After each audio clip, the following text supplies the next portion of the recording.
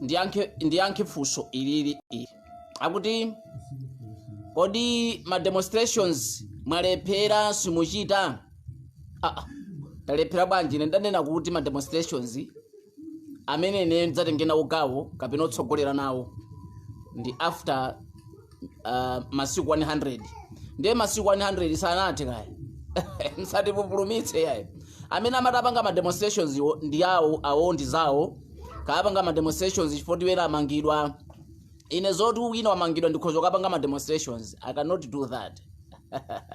Sindingapange zimenezo koma unless if the president of the Malawi Congress Party Dr. Lazarus Chakwera is mistreated in one way or another. I am speaking this right now. Ngati Chakwera angamangidwe mistreated in one way or another as the leader of the Malawi Congress Party, I can act. Koma achifota Richard Chimwendo Banda amangidwa no, those are not my leaders. My leader is there. It's Dr. Lazarus Makafi Chakwera. I can act. I can react. I can react. Nditaona kuti zina zake zopusa ziwachitikira kapena mukwachita zopusa zina zake. So I can react accordingly. So zama demonstrations ngati ena amati kukhala demonstrations sindikuzidziwa zimenezo. Aine ayambika after 100 years 100 days 100 days kata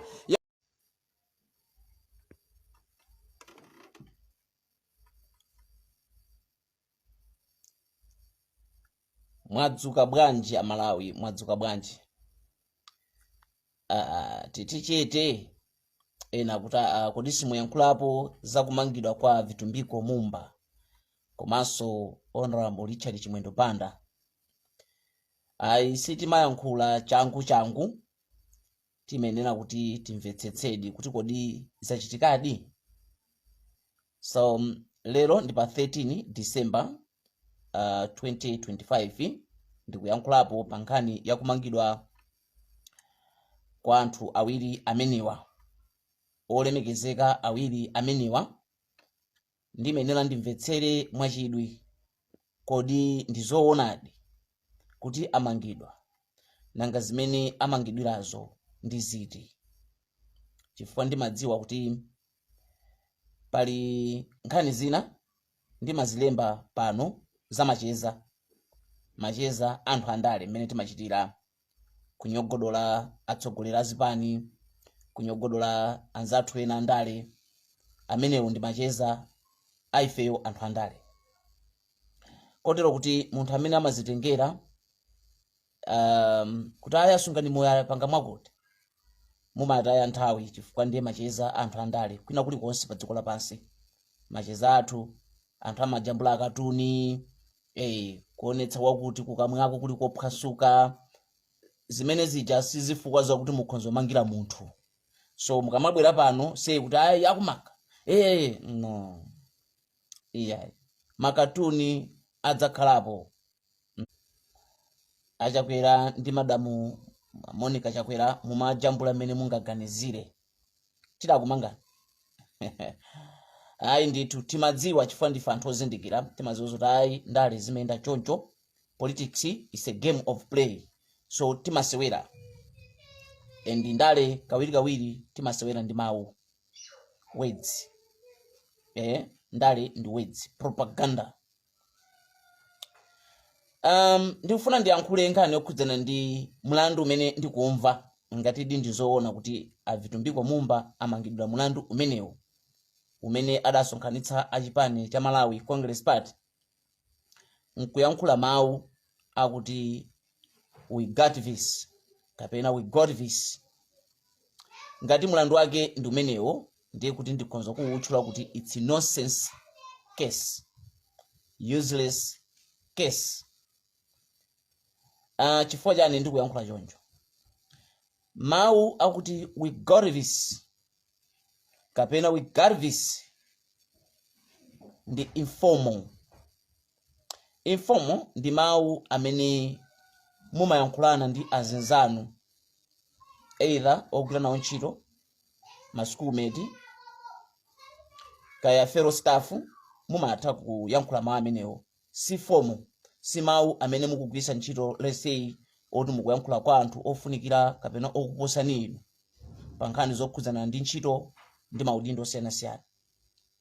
Ndi mawu amene mumagwiritsa ntchito moselewula, kotero kuti a Vitumbiko Mumba adasonkhanitsa gulu la chipani cha Congress Party omwe anali ngati mapartners awo. Ndikamba kuti mapartners awo chifukwa mu nthawi a Vitumbiko Mumba adali oyima pawokha, anali independent. Ndipo ngati anali independent koma anali running mate, monga somene ndidayankhulira mu video yanga, ndidatsindika kunena kuti a Vitumbiko Mumba ndi independent, ndipo kudzakhala kwa mwayi ngati angabwerere ku chipani cha Malawi Congress Party after elections. Ndidayankhula momveka bwino kwa basi. Ndiye adayitana mapartners awo, ndiye ankauza kuti musataye mtima. Sono actually mawaja kwambiri amafuna kuwauza anthu aja kuti musataye mtima, ifeyo zinthu izi tipanga control. Mudziwe kuti anthu anali otaya mtima. Timene kugwiritsa ntchito mawu ena aliwonse amene tikonza kuziziritsa mitima ya Amalawi. Inenso Mbewe wadzala nyama ndinkapitanso ku headquarters kukachitanso mwa ine mmenenso ndidakatha kuchitira kwaziziritsa anthu mitima. Aliyense amagwiritsa ntchito mawu mmene adakatha kugwiritsira ntchito pa zifukwa zakuti timadziwa kuti anthu ena adatayika. Kotero kuti mawu amene aja sangakhale mawu omangira munthu. Sindikudziwa kuti kumvetsera kwawo kwa anzathu mbali nayo adamva bwanji. Mwina chizungu chidatidutsa, sizikutanthauza kuti adanena kuti ayi tapeza kuti ADPP akubera zisankho. No, but we got this. Kapena we are in control of this situation. Don't worry, musataye mtima. Chilichonse chikhala bwinobwino, musataye mtima iye. Titsatira ndondomeko zonse, musataye mtima iye. Let me say this here. Vitumbiko Mumba zisankho zimene zija sadakavomera kuti ifeyo achipani ya Congress Party talusa. Let me be honest. Vitumbiko Mumba anali ndi mtima ngati mmene a Saulos Chilima analili. Mlandu mmene uja udakakokedwa. Koma unfortunately zimamveka kuti Dr. Lazarus Makafi Chakwera adapanga ziganizo pawokha. Osapanga konzati achipani, sadapanga konzati achipani. Kunena kuti zisankho zikuyenda motere tipange bwanji. Adangodzambatuka kaya mwina ngati anali nawo anthu mwina komweko ku State House ko, koma achipani nditafusa adakana kuti sanapangidwe konzati kuti zisankho zija a president azivomereze. Anapanga ziganizo zaokha. Just wake up and say ndikuvomereza kuti apita Mutharika akutsogola. Ndipo nditafufuzabe ndinapeza kuti ngakhalenso a Vitumbiko Mumba sadafikiridwe nda president ngati amene amayima nawo pa zisankho zimene zija running mate wawo. Kusoza kuti zisankho amene adavomera kwathunthu kuti alephera adala Chakwera okha. Which is very sad to the political party, a big political party like Malawi Congress Party. It was so sad to hear about this. It's unfortunate kuti zinthu zinenda motero. But if we are talking about this word, we got this. It's just informal word. The word or the sentence that can be explained to the friends. It's a friendship word. Pachichewa mawu oselewula. So mawu oselewula tikamangire munthu. That means we are not serious enough. We are not serious. Tibwere pankhani yokhudzana ndi Honorable Richard Chimwendo Banda amene mlandu wawo ndikumva kuti amangidwa akuti akuganiziridwa kuti adafuna kuti aphe munthu. Nkhani zimenezo tizimva ndithu kuti kodi chidachitika nchiyani, popeza kuti nkhani zofuna kupha munthu kapena zopha munthu ndi nkhani zovuta. Kodi machitidwe ake adali otani, chidachitika ndi chani, adangoyankhula mawu kapena mpaka na adatuma anthu kapena adapita iwo okha ndichida m'manja nkunena kuti ndikubwera kudzapha ndidzakupha. Titsatira nkhani zimenezo popeza nafenso ambiri mwa ife talandirapo zopsezo andi tili nawo mauthenga ambiri onena kuti tikupha mawa sikucha iwe zitere ndiye kuti ngati nkhani zake zingende moteromo ambiri tipita pa khoti. Ndiye kuti so tiyembekezere kuti ku DPP ko ambiri amangidwa chifukwa ine ndili pano ndili ndi ziopsezo zambiri zedi ma 100 manambala awo alipo, mayina awo anthu alipo. Ngati mankhani zake zingayende kuti milandu yake iyoteroyo ndiye kuti timangitsana ambiri mu dziko lino la Malawi. Chenjezo langa ku chipani cha Democratic Progressive Party komanso tsogoleri umene uli pano kuti kumapeto kwa zonse mukapanda kuzitsatira bwinobwino, mukangokhala ndi mtima oti tikufuna timange anthu, you end up losing focus and direction. Mutaya kumene mufuna mulowere ndi chimene mukufuna mupange. Chinthu choyamba chimenechi. Chinthu cha number 2, muluza popularity. Anthu anakuvoterani aja aona kuti now you just wasted their time kupita kukhazika panzere kuti akakuvotereni kenaka mwambo panga zinthu zombambwana. Popularity yanu itha igwa ikonza kugwa kwambiri. Zimenezo mukuyenera kuti muyang'ane, and ndili on the same popularity muyembekezerenso kuti you should expect the poison, or you are poisoning yourself in terms of international community, donor community, because what you are doing, it will show that you are not serious. You are not serious enough. You just want to spend time harassing Malawians or revenging. Tawi zambiri simabweretsa good results. No, it harms you or it harms your administration. In politics, revenge tawi zambiri imabweretsa kupweteka kulamuliro umenenu muliwo. Chifukwa mmadzipitsira mbiri madona aja kaya my embassies, organizations, whatever, amaona kuti okay, now these people, they are now concentrating on this thing instead of this TNTCN. Ndiye dziko kuti akusiyeni munjira dzira kuti mukufuna kudzionetsera kuti ife timatha kubwezera kapena tikhonzo kumkhaulitsa munthu wina chifukwa adatere. Ndiona ngati zimenezo sizikuthandizani, mudzipaka penti yolakwika mu dziko lino ngakhalenso kumayiko akunja. Sono mukuyenera kupanga china chiyonse mosamala. Dziko lino chimene amalawi ochuluka adakulondolerani kukupatsani vote, mudalonjeza kuti muthetsa mavuto ena, even 4 days mavuto akhala ata. Zimeje zimayankhulidwa public, and nowadays palibe chimene anthu tikhonza kuyankhula in our public rallies, nothing we can hide, because everything what we are talking, what we are discussing, what we are telling people, we are recording those speeches. So those speeches are recorded live. Kotero kuti pachifukwa ngati chimenechi timayenera kuti tikhale anthu osamala. Ine panopa ndimayankhula, ndimabwera ma live, ndimabwera mwina ndajambula video nkuipanga post here or kulemba whatever I'm writing, ndimasuzumira, ndimaona kunena kuti okay, if I speak this pamene pakuzoka ndimanga ine ndipate okay, ndi apo tsopano ineyo mu sentence yomweyi pamene pakuzoka ndimasula ine ndipate ndi apo. So I have to make sure that the message that I'm putting here ndizidziwa kuti ena akhonza kuimva molakwika, they will decide kundimanga ine. Koma tsopano ndimeneranso ndiganize at the same time pamene ndikapulumukire ndipate. Let me give you an example. During Chakwera's era, during Chakwera's regime, I was arrested by him. But why he arrested me? I recorded 58 minutes audio. Ndinayankhula zinthu zambiri zimene zimene kuchipani ngati chimene chikulamula pano sindayankhulepo ayi ndidayankhula zinthu zampiri 58 minutes nene ndikulankhula sikuti ndalankhula majoke shayi.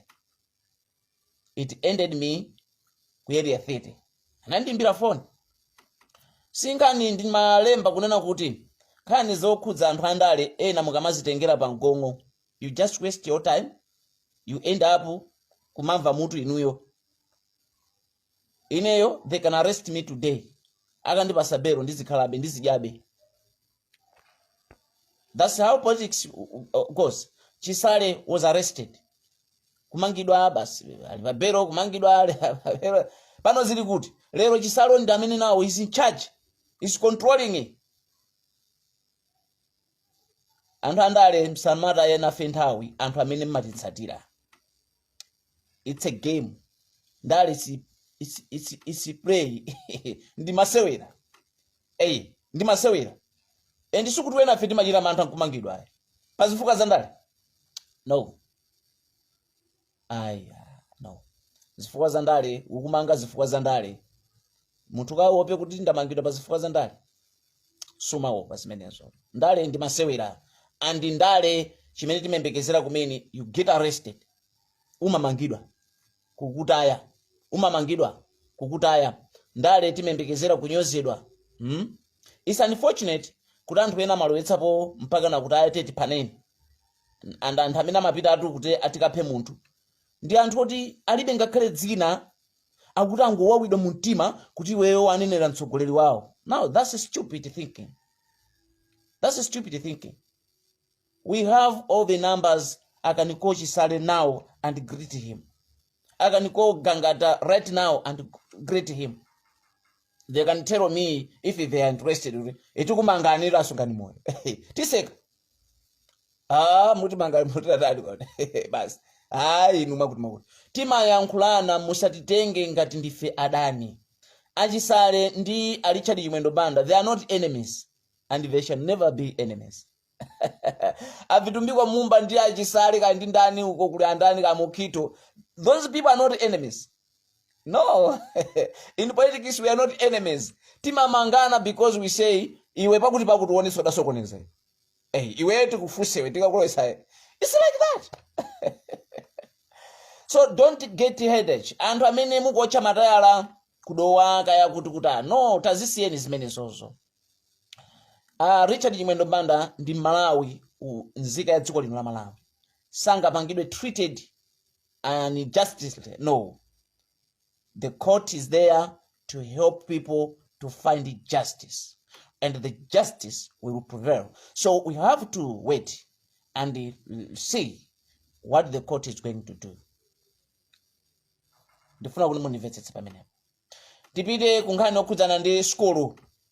Skulu tikudziwa kuti skulu ndi yaulere, but there is misconception, misunderstanding. Yabweretsa kwambiri debate mmakuka mwathu nkhani yokhudzana ndi skulu yaulere. Panonso pabweranso debate ina yokhudzana kwambiri ndi uniform. Titaona zimenezi.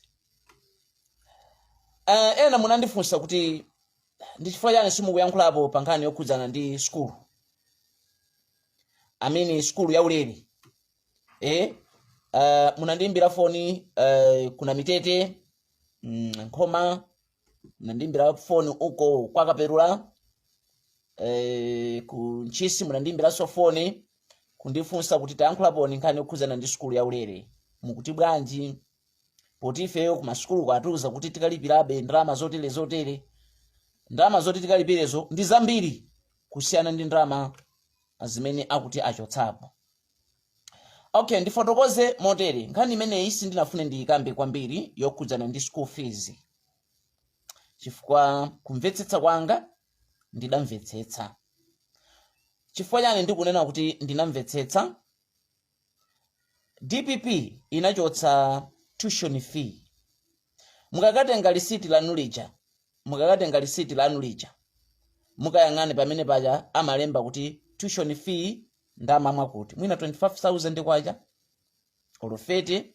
Ndiye kenaka kwanza athu amene tinguti skuli iliyonse yoyendera yotani ndama ije magawidwa ndiye kena kama zabwera ndi book revolving fund ndalama ya mabuku kayanso development fund imabweranso pamene paja boarding fee amene muli ku boarding pamabweranso boarding fee ndi chifukwa chake mafee aja amagawagawa muyembekezere kuti ine sindingatsutse chiliyonse sindinganene chilichonse kuti ncholakwikaye ndikuyenera ndimvetsetse kuti iwo akutanthauza chani ndiye kumvetsetsa kwanga kwa ine iwo aja anangochotsapo imene timati ndi fees ya skulu tuition fee ndimene iwo aja adayichotsa zomwe zikutanthauza kuti kuno ku Malawi kuli skulu yaulere.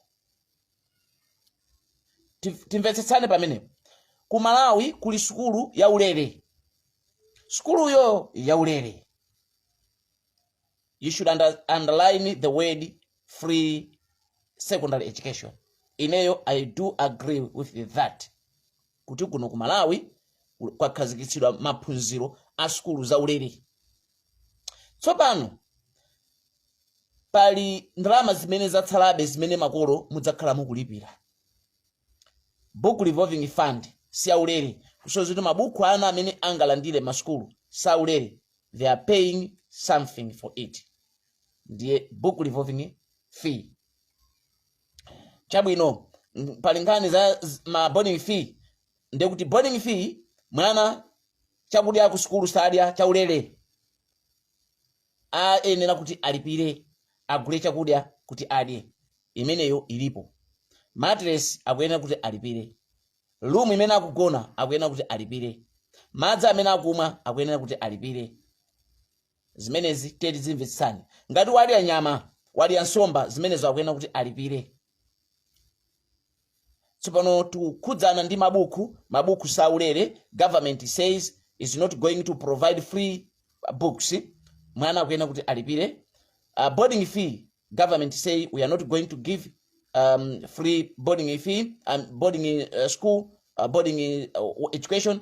No. So what we have to do is mukawonkhetsera ndalama zanu zija mwachotsapo school tuition fee ja ndiye kuti kenaka mukatsala ndi zimene zatsala zija mwatsala nazo zija ndi zambiri. Do you understand me? Mwatsala nazo zija ndi zambiri. So zambirizo ndi zimene anthu zakusokonezani mitu kwa basi kuti kodi tsono zambiri izi mmesa amati sukulu ndi yaulere. Tinali ndi debate yofanana choncho mu nyumba mwathu. My wife say no, akuyenera kuti makolo oti atumize ana ku sukulu yaulere.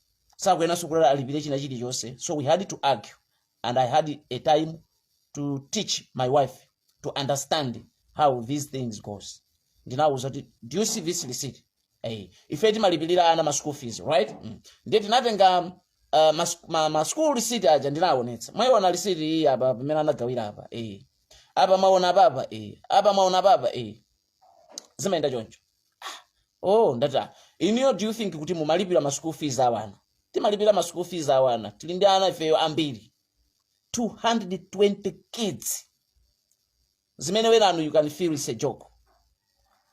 220 kids.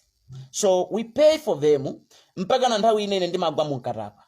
Ineyo I am talking right now. Ine ndimagwa munkatapa kutenga ndalama zambiri pakatapa with the purpose to support the poor children. Ndipo anthu amene amatibwereka ndalama zakatapa they can confirm about what I'm talking right now. Ndimachita kunena kuti mundibwereka 300,000 ndidzabweza zingati? Mudzabweza 450,000. Ndimauza yenda ndi direct mupite ku skulu yakuti mupite mukapereke. Mukanora sungani moyo atituma kuti tidzapereke ndalama iyi. Ndimakhala ndi ngongole zimene ndimakhala nazo ineyo. Ndi ngongole zakuti ndabwereka ndalama zolipirira anthu ena ma school fees. Not business. And is this find out. Mukapeza kuti ndizoona. Right now ndili ndi ngongole pano pandukamba pano 1.8 million. Koma ndamo seja kuti mukayione ndinabwereka because I want to cover my school fees ana ma tuition fee machani kuno kulilonge kuno tili ndi ana 220 that is kutsaba primary school paka Nyandule 61 Kanyandule primary school kudedza tindana 48. Mukaphatikiza 220 plus 48 plus 61. How many kids? There are a lot. But sitibwera pano kumadza panga ayi. We don't do that. Mumatukwana osozochita otani. No, I do. So pano ndakamba nkhani yonseyi with the purpose we should understand school fees ndi chani. Tuition fee yo ndimene aboma adachotsa. Boarding fee ilipo. Ya mabuku ilipo. Ya chitukuko ilipo. Kayanso kuliza chanchano mene kwa kuzilipo zonsezo. Ndiye tikambe moteromo kunena kuti school ndi yaulere. Tichokeni pamenepo. Tipite pa nkhani yokhudzana ndi uniform. Uniform anambiri amabwerera ku maskulu chifukwa chakuti alibe uniform.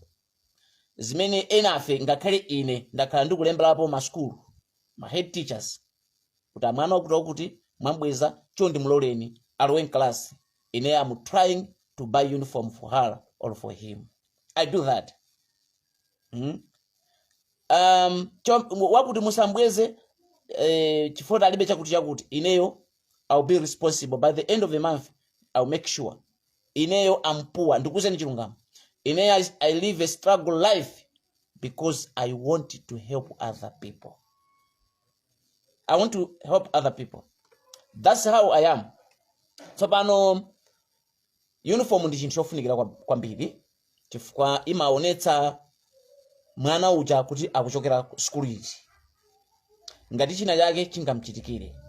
Zimeje zimathandiza kuti identification ikhale yosavuta kuti mwanayu akuchokera ku school yakuti. Chifukwa mafufuza anthu kodi uniform ndi ya school ili. School yakuti. Mpaka na kupanga trace kumakhala kosavuta. Koma tsopano tikaletseratu pala kuika.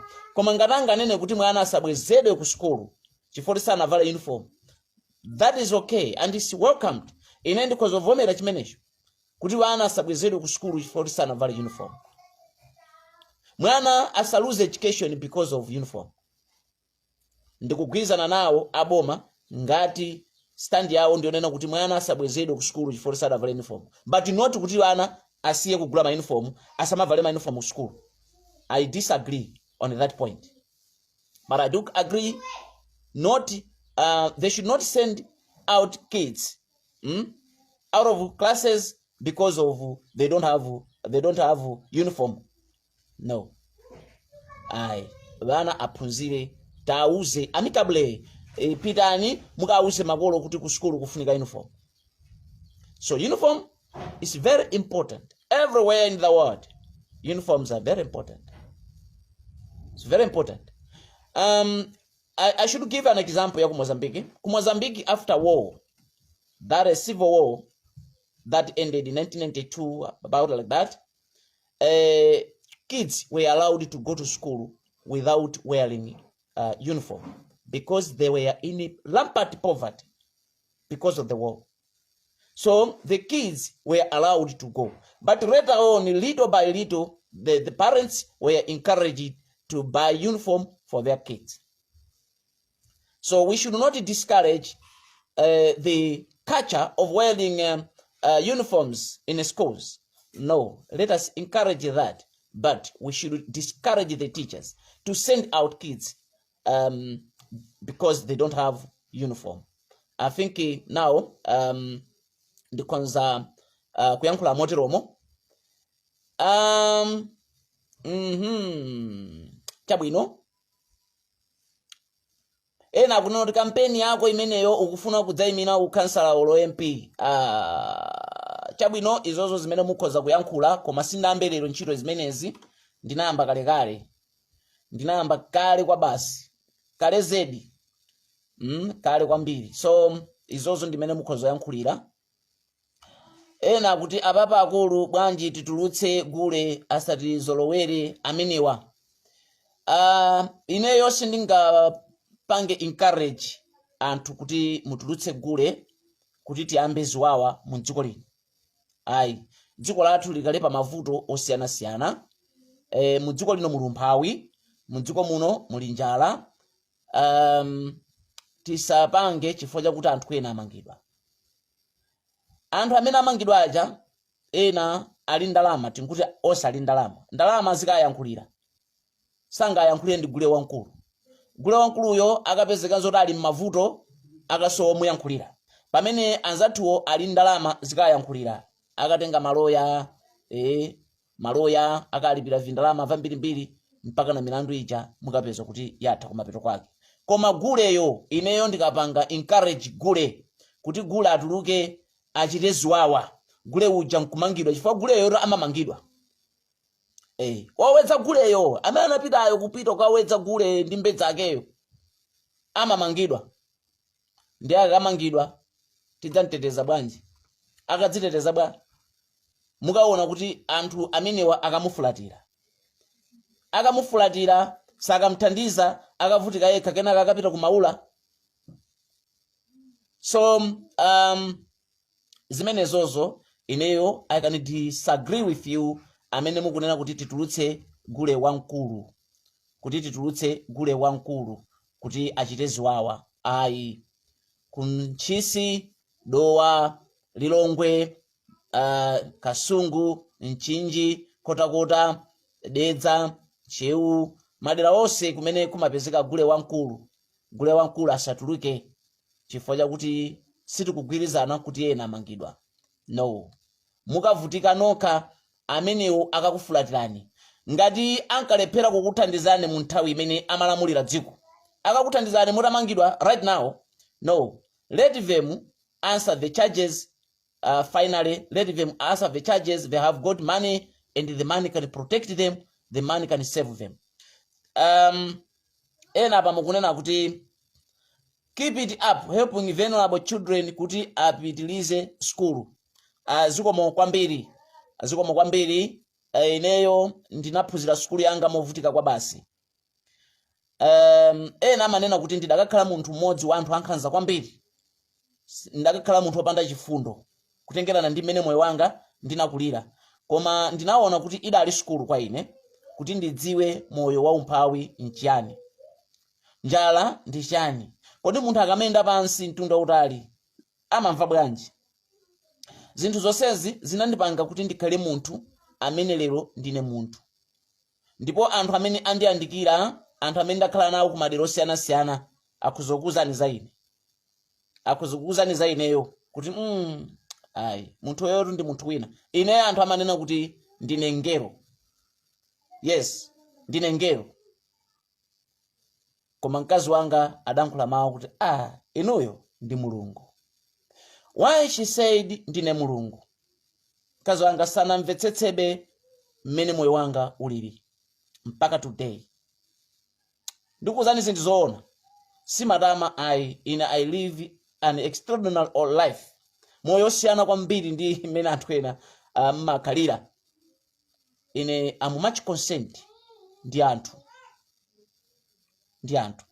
So ndithokoze kwambiri Mr. kaya ndi Mr. Laka ndi amayi, mamaye blessings. Inunso alulu tiya bwanali, mwatero mukunena kuti amwene mfundo akunena abomayi ndiyopoyira kwambiri. Kodi why DPP ndi skulu simakhala ubale wabwino? Okay, mfundo imene akukambayo kutengera ndi zimene abwanali mukamba ikhonzokhala kuti ndiyopoyira komanso ili yabwino mbali ina. Mudziwe kuti chinthu china chilichonse chimakhala ndi chofoka chake, chimakhalanso ndi ungwiro wake. Kotero kuti kuletsa uniform kuti ana asavale kukhonzokhala ndi ubwino wake, komanso kuletsa ana kuti asavale uniform kukhonzokhala ndi kuyipa kwakenso kwakukulu. So timenena kuti tione zimenezi ndi mmene Isaiah sungani moyo alili pakati pa anthu ena safuna ngakhala atandiona. Anthu ena ine kumwalira lero adzamwa mkaka, adzamwa mowa, adzasangalala kuti Isaiah sungani moyo wafa. Amatisokoneza kwa basi pa social media. Nkhani yake pa social media si makuka, kulibe makuka kumene anthu akakuwuzani kuti sungani moyo ngosokoneza. It will never happen. I'm a very disciplined guy ineyo. Disciplined guy. Nozi wawa sindiyambana ndi wanthu simuzandimva ukwesi. No. Pa social media ndimabwera kudzacheza nanu. I've been saying this. ndimabwera kudzacheza ndi anthu mukatukwana basi I feel relieved, moyo umapitirira. Pa social media means malo ochezera.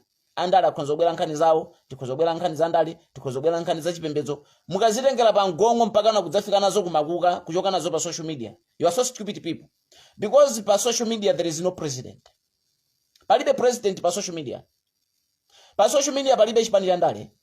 Pa social media palibe chipembedzo. Pa social media palibe skulu. Pa social media there is no teacher. Pa social media there is nothing. Ndifuna ndikuzeni zimenezi. Akuti ndi Mr. osati Mrs. kuno kumponera bwana koma timakunyadirani nthawi zonse. Iziwoma kwambiri. Inenso ndithokoza Malawi amene mutazindikira ntchito zanga zimene ndimagwira. Mumatimbira mafoni kuti asungani moyo tingakupezeni bwanji, tili ndi thumba la chimanga. Ndimo mabwera kudzatipatsa kapena tagula kapena tipange chani, ndiye ndimakuwuzani direction yoti mupange, ndimanena gulani ufa ma 25 kanti ma 5 kgs kanti chani, mubweretse tidzapereke inu mukuona ngati mukufuna. Ndiye timayitanitsa mavenable aja ndikupereka mukuona. Kaya ndi ndalama timapereka mukuona. Nthawi zinanso ndimangonena kuti pitani ku skulu yakuti mukapereke ndalama kumeneko. Mupite ku skulu yakuti mukapereke ndalama, hedi ndadziwitsa, mupita mukapereka ndalama ya ana okwanira makuti. Timapanga zimenezo. Sindifuna overtime kuti mundipatse makashi, mundipatse chani. Ineyo ndimamva bwino ngati ndapeza ana aja ndapanga identify kuti ndi osauka, inuyo you are there to support them. Ndimasangalala. Azungu ena aku Italy adandifunsa funso lakuti tsono iweyo umathandiza anthu ambiri. That was 2017. Umathandiza anthu ambiri. Amene amathandiza iweyo ndi ndani? Funso limene. Amene amathandiza iweyo ndi banja lako ndi ndani? I said palibe. He said okay, titenga gawo lopanga support your family. Unfortunately amatipanga support, unfortunately adamwalira ndi COVID ija. Wenanso choncho sikuti samatuluka anthu ena amapanga nafe chidi kwambiri. Then they say okay, first we can support you pang'ono because you are supporting more people. Zimayenda moteromo. So pano ndayankhula kwa nthawi yayitali. Ndikumasuleni amene mumaonera kuchokera pachiyambi mpaka na kufika panopa, ndikukhulupirira kuti ndayankhula zinthu zimene ena zakukomerani pamene ena sizinakukomereni. Komabe ndine munthu, pakamwa panga sipadzatuluka mawu okomera anthu onse mbali zonse zosatheka. Zikomo kwambiri. Tsiku labwino. Mulungu wathu chisumpi na malenga mpambe akufungatireni.